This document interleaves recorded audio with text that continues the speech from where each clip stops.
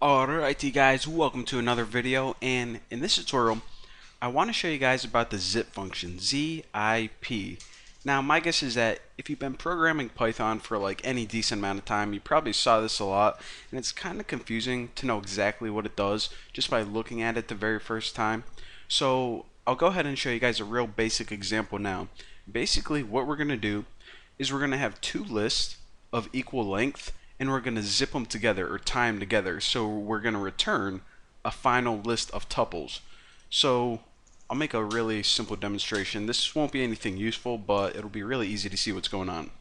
So say that we have two lists of names, Bucky, and these are all first names, Tom and Taylor.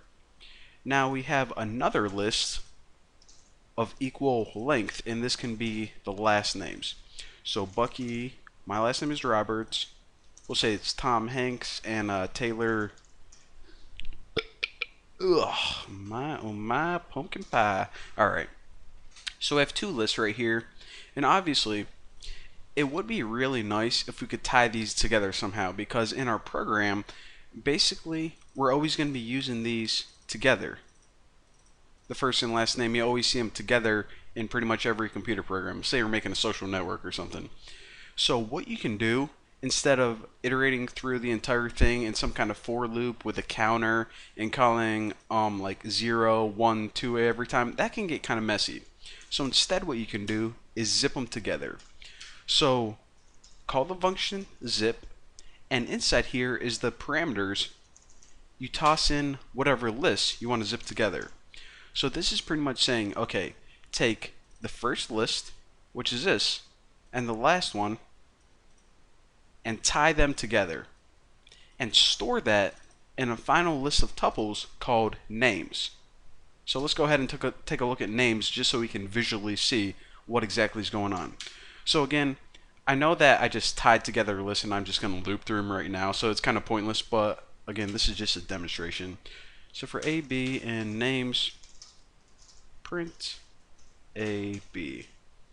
So let me just run through this and check this out. Bucky Roberts, Tom Hanks, and Taylor Swift. Now, like I said, what this is actually doing is making a list of tuples. So it actually looks something like this. Bucky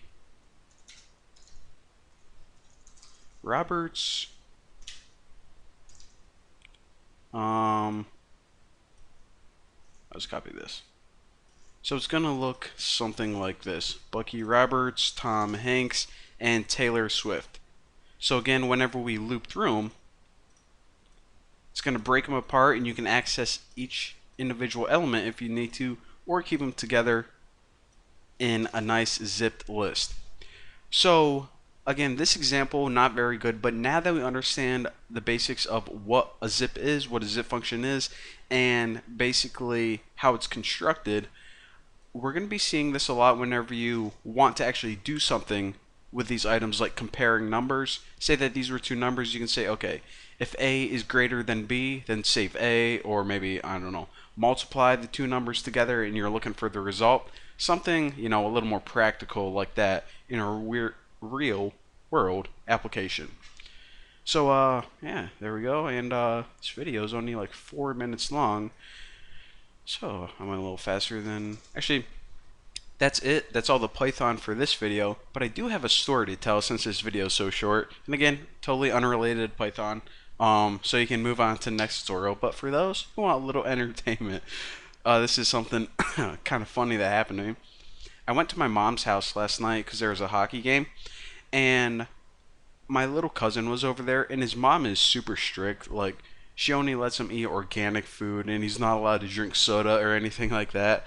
So me and my sister and this little kid, my little cousin, were sitting around the dinner table, and I always like to be like kind of goofy around kids just to see how they'll react.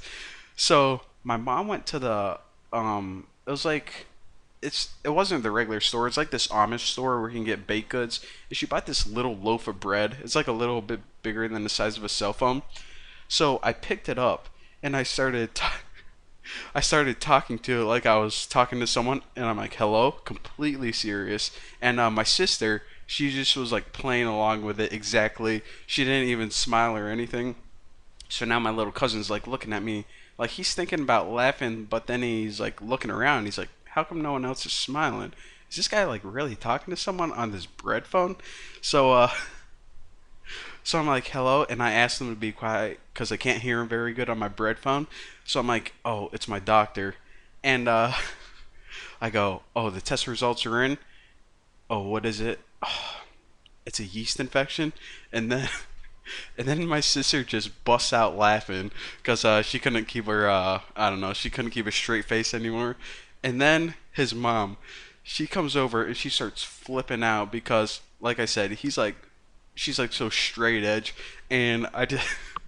She's like, you can't talk to him about yeast infections, and yeah, yeah, yeah.